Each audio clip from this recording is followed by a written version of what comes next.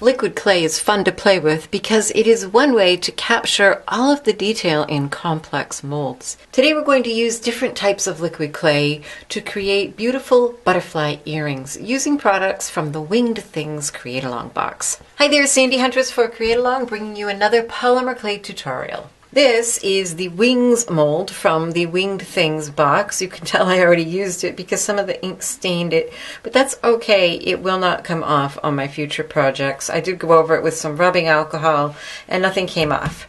The first thing you want to do with one of these molds is to put it on a ceramic tile just to hold it firm and keep it from flopping about. And you can bake it right on this tile. Whenever you bake polymer clay on a tile, you want to add about 15 or 20 minutes to the baking time because the tile will soak up the heat first. And if you don't give it enough time, your clay is going to come up underbaked. The next thing we're going to use are some different kinds of liquid clay. Sculpey has recently put out quite a few different colors of liquid clay. What I have right now are the silver, gold, and pearl, but they have peacock pearl and magenta and amber colors and lots of beautiful colors, turquoise. You can check those out, but these are the ones I have and I'm going to be using today. We'll also be using a clear liquid clay. This will give us areas of our butterfly wings that are transparent, which will be really pretty when the light shines through it. Most of your major brands, if not all of your major brands of polymer clay, have some sort of clear liquid clay that you can use. So any of these will do just fine. We're going to be using alcohol inks to color the liquid clay. I have found that I prefer using Pinata brand alcohol inks with liquid clay because sometimes the Ranger brand tends to shift colors to unpleasant tones when I bake it. And the Pinata ones I have found stay pretty true. By the way, this is the one that I used here. It comes out quite different than in the bottle. So you want to choose a color that you want your accents to be, and that's what we're going to color our clear liquid clay with. You don't need much, maybe half a teaspoon. It's probably far more than you'll need.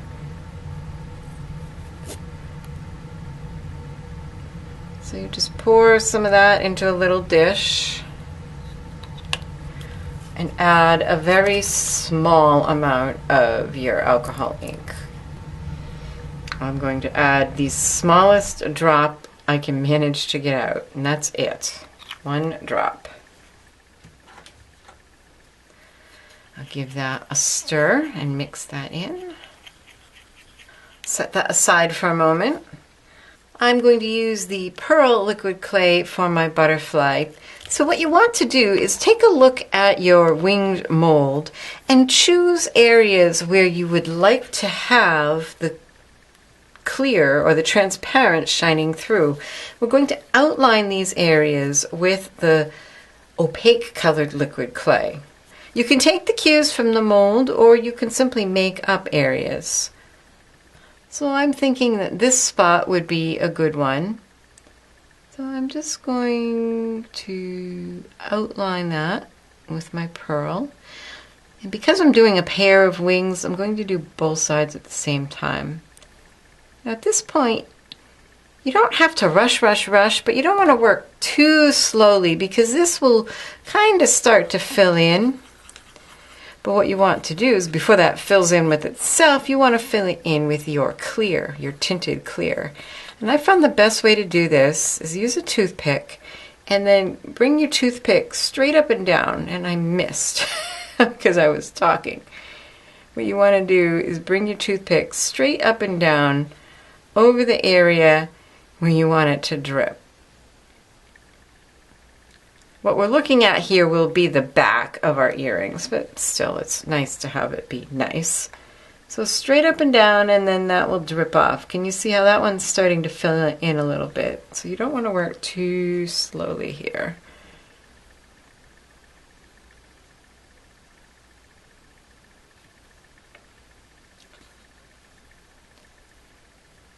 And just fill that in. Then go on and choose another area. So maybe down here we'll fill this in.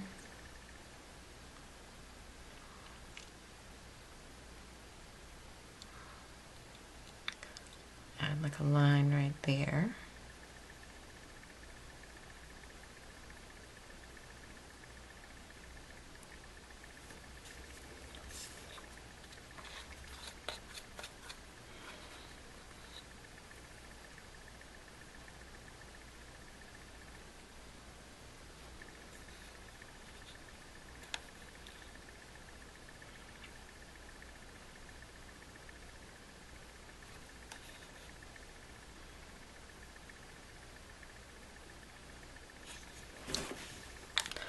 And then carry on, and once you have all of the areas that you want to have the transparent liquid clay in, you can go ahead and fill in the rest of it with your opaque liquid. I think I'll do maybe just one more for this one.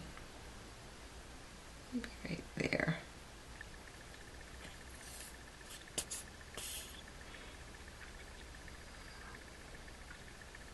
So I'm kind of going by the lines on the mold, but I'm not worried about following it perfectly.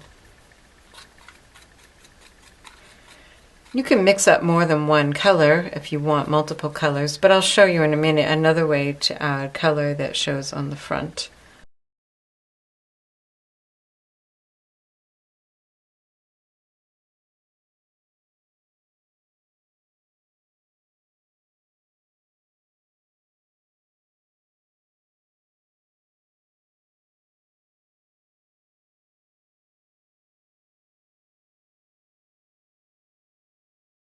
Now that I have all my transparent areas filled in, I'm going to just add the opaque liquid clay to the rest of the mold. I will admit this is tricky to get smoothed out on the back just because this liquid clay is so thick, and you can't mess with it too much or you're going to end up covering over your transparent areas. So I was content to just leave it a little lumpy on the back and not worry about it. You can take a tool and kind of nudge it into the edges.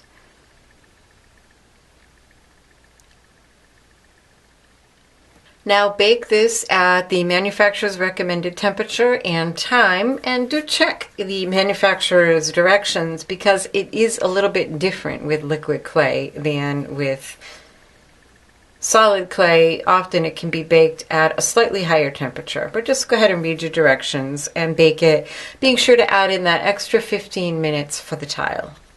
So here's our mold out of the oven. Let's see what we have. Oh, isn't that cool? So pretty. All the detail. You may need to come in with a craft knife and just trim away some of the excess little bits that are sticking out. That happens. No big deal. And I'm trying to hold it, shine a light behind it. I don't know if you can see the light coming through those green spots. It's really pretty. Now there are other things you can do to give this color like I did on this one. There's a few different ways you can do it. You can use the pigment powders from Create Along, add a little bit of water to them, and actually make a paint. On this one, these darker blue areas are alcohol ink, and then these medium blue areas are actually this pigment powder. Here I have some that I was using earlier, and it's dried out a little. All you need to do is add a bit of water, not too much, a few drops is plenty. And then add a little bit of the powder and mix it in, and you have a paint.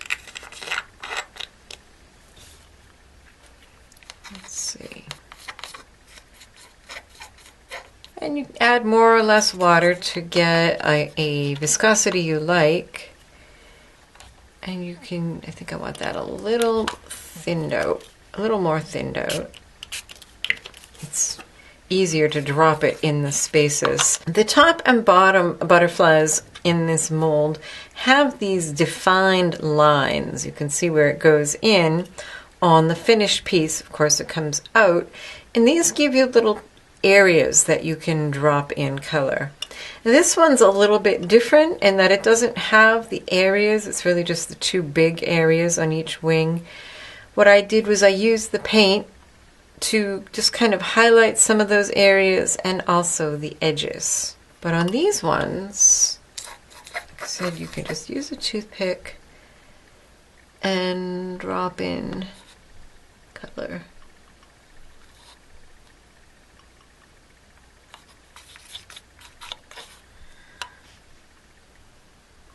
There we go. I found a toothpick really was the easiest thing because these are so small, just to get it applied precisely where I want it.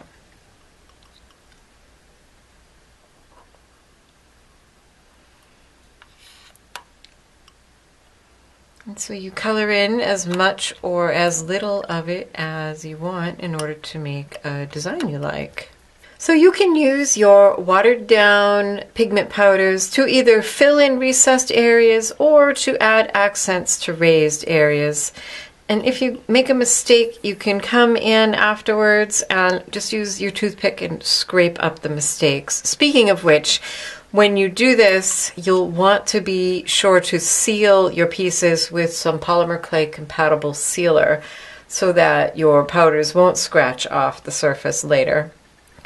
Now for finishing, you have a couple different options. You can, like I said, seal it with a polymer clay compatible sealer, or you can add a layer of resin, which looks really nice. Another thing you can add for decoration are some of these itty bitty rainbow hot fix stones. They're 2mm crystals that came in the Wing Things box, and they're really cute and tiny, and they are the perfect scale for this project. Just get yourself a little rhinestone picker-upper and you can place them wherever you want on your project, and isn't that pretty? Now, if you are going to use the hot fix stones, don't bother with resin. The resin will fill in the facets and all it will look like you have is just a round circle. You won't see the sparkles. But if you want to use a sealer, you can put these on and then lightly brush a sealer over them and it won't fill in the facets. Once you have your wings done, well, you can use them for anything. What I did with these ones that I added the resin to was I'm going to make a pair of earrings. You just want to drill a hole, and I would suggest you start that by using an awl to just mark where you want your hole to be. Let's see, right there. So you just kind of make a dent. Then you use a drill bit and drill your hole through. This is a 1/16 inch drill bit. Now resin does not drill quite as easily as polymer clay, but it's not that hard to do. Just add pressure.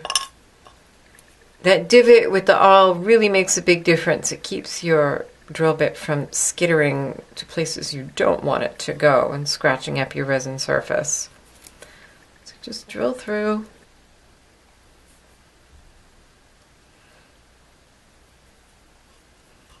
You can kind of move it back and forth to ream it out a little. Add a jump ring with an ear wire, and you have a really sweet pair of earrings.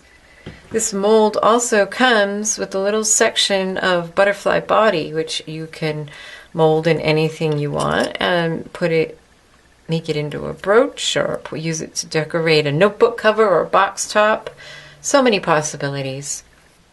So have fun with the Wing Things box. Again, this is Sandy Huntress for Create Along, wishing you happy creating.